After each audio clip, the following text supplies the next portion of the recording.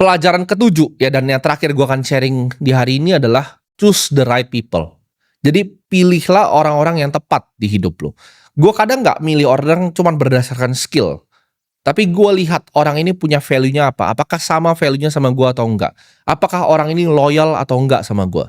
Loyalitas untuk gue itu adalah segalanya, dan untuk beliau juga sama ya.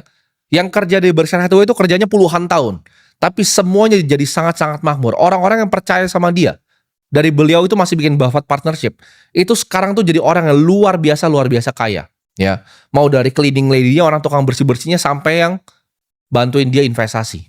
Karena lu kalau kelilingin diri lu dengan orang-orang pecundang, orang-orang yang suka nusuk orang dari belakang, pasti kan lu akan jadi orang yang suka nusuk orang dari belakang. Ketika lu bergaul dengan orang-orang punya value-nya kindness, kebaikan, humility, ya kalian bergabung gitu dengan orang-orang yang hebat, itu akan ketularan juga di kalian.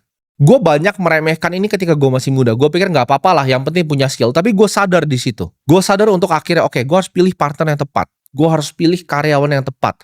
Nggak apa-apa, karyawan gue sedikit nggak apa-apa. Yang penting semuanya itu tepat gitu. Punya integritas yang bagus, punya loyalitas yang bagus, punya work ethic yang bagus, etika kerja yang bagus. Dan yang paling penting adalah lu harus bisa pilih orang yang lebih baik dari lu.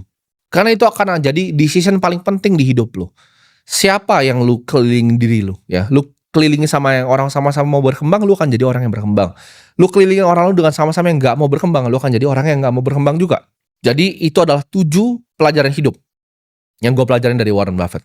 Dan gue harap ini gue bisa estafetin, gue kasih ke kalian gitu. Jadi kalian nggak belajar cuman investasi ya, tapi kalian belajar juga gimana caranya menata hidup, punya values yang baik. Dan percayalah, lu akan jadi manusia yang lebih baik.